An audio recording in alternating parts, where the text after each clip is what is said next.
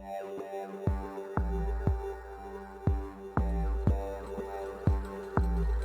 are operating on a frequency of 52 megacycles by authority of the Federal Communications Commission. A test program follows.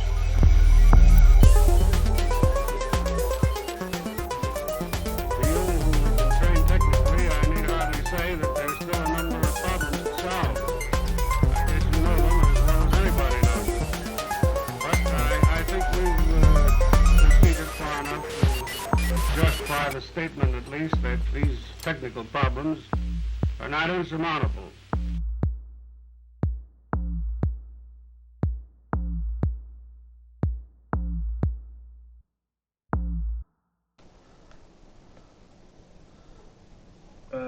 Are we still in?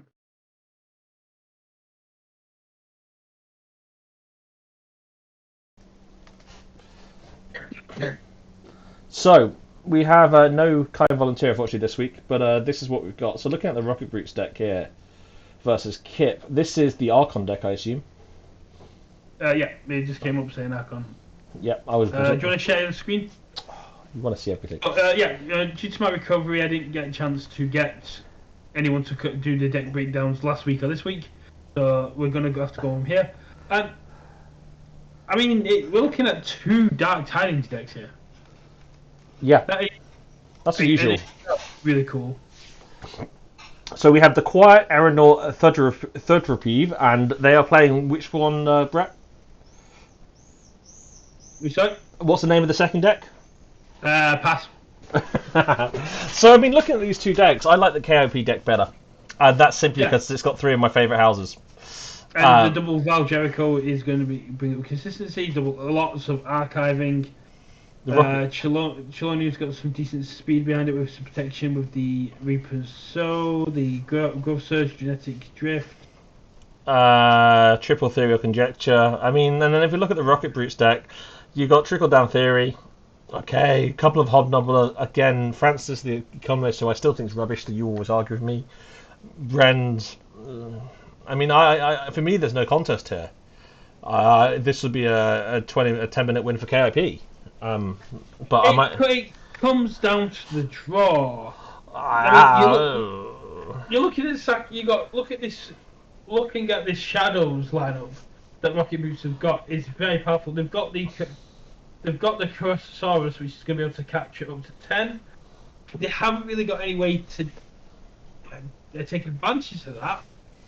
I mean, I don't think it's got that much on it. I mean, I'm perfectly. I mean, you got a couple of.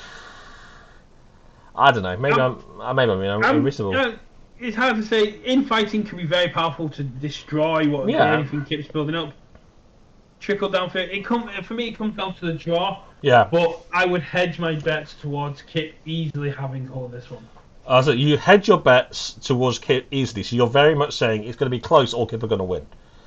Yeah, it's going to be very close, and Rocket Brutes are going to. No, it's Ultimo. Catch you again soon. No, it's Cheers, Ultimo. It's going to be Rocket Brutes either getting very far ahead very quickly with a big board, because if you look at what they've got, selective preservation is really their only remove. Yeah. So if they can get Chelonia down, Kip do not have an immediate answer to that. So they can take real advantage of that with things like Deepwater Gruin. They've got Mushroom Man and Waste Not. That's a 5-card draw. Nah, I'm still standing by what I thought. I'm saying this match is heavily in favour for Kip here, but Rocket Brutes have got the engine pieces, have got the potential to take this game from underneath them if the draws are in their favour, if RNG is in their favour. Oh yeah, that's every game. If you get lucky with the draw, you'll win. But exactly. I think there'll be an awful lot of luck in here for. Skill enhances luck. Both players here are very skilled. Oh, that's definitely true. Definitely true. So either way, it's going to be a good game. But I wouldn't just looking at the list. I wouldn't count out Rocket Brutes. I can see the line they could take to win. It's just that it's a golden thread among a haystack. Whereas KOP, a few more threads. Yeah, Yeah. KIP is the haystack. Yeah, that's true. Yeah, yeah. How long have you given us the breakdown?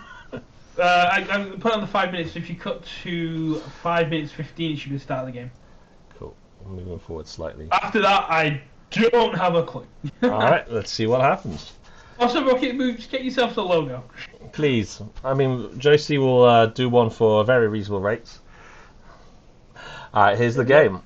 So here we have Uglug on the bottom. We have Scott Tuber on the top. Tuber. And selected provision in hand. We did see the Mushroom Man, but it was very quickly taken out. Now, Trickle Down Theory is one of my. It's a very good category. It's an artifact that raises the tide and allows you to gain one as an Omni if your opponent's at 6 or higher.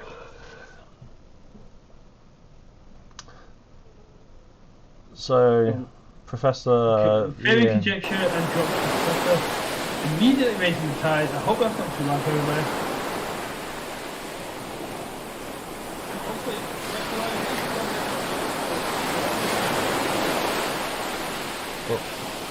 Stuns the Hobnobber. And selective preservation coming in, gets rid of the Hobnobber straight away. Sacrificing one amber, but is going to be able to drop the library card out of turn. That's very good. And oh my god, look at that untamed hand. I mean, that's awesome. Drops the Osiris. Very nice use of the Aerodynamo. That water sucks. Well, Side focus. Side Sykes. Oh, so Jersey Drip comes out. Very interesting choice to play that before. Dropping the Chelonia.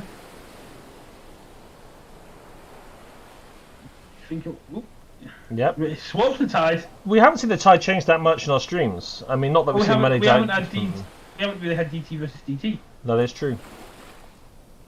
So, plays the old Engard before the Chelonia, drops the Chelonia, reaps the Chelonia. This is very nice. Deep Water Druid.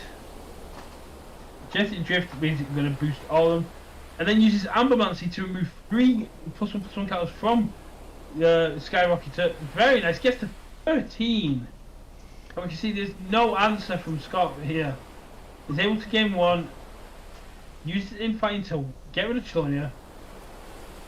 It's an important step, but Swaps the tide again. And basically answers by going, check myself. But possibly not sticking around. We've seen we've got the information exchange, we've got the static charge which can deal with Chelonia because there's nothing in hand. Does go logos, plays the library card. It's a risky library card with only 2 logos in hand. Doesn't get rewarded, but at this point I don't think it makes that much of a difference in honesty. no.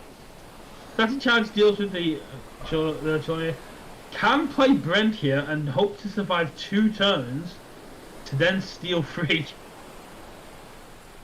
That would be the big out here. Is you play the Brent and then you hope for the love of God that you survive 2 turns. But unless there's a very lucky draw, I don't know how it's going to go. And we also see that this 4 amber in hand with the artifacts that make your keys cheaper if the tide is high. Yeah, that's. As a Public has drawn very well here, and Scott Tuman knows this. Like I said, I didn't because this was essentially a 7-minute game. I didn't edit it down as much as long as I got it to 5 minutes and left it.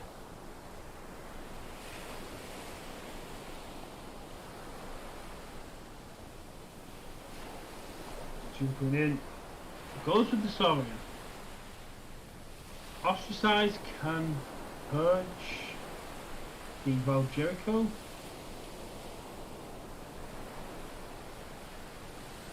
Goes for the V, gets one from the Trickle. Plays Console Primus, Ostracize, gets rid of Val Jericho. Sends that one check at 6. Does Uglug answer with the Mamook here just to deny the key? No, it says, cool, have your first key. Technobabble, stun your entire board. Discards the artifacts. not that I think it's going to be that much of a difference. There is nothing in hand that can actually stop Uglock winning next turn. Not where everything's done, yeah. Nothing to do with skill, it's just pure RNG, isn't it? It's actually. Yeah. Skill amplifies luck. A lucky player can win. A skillful player is more often lucky because they know how to manipulate their RNG. Yeah, but there we see the first game won by Uglock. So 1-0 Kip. Yeah. As I said, 5-minute game. Very fast game.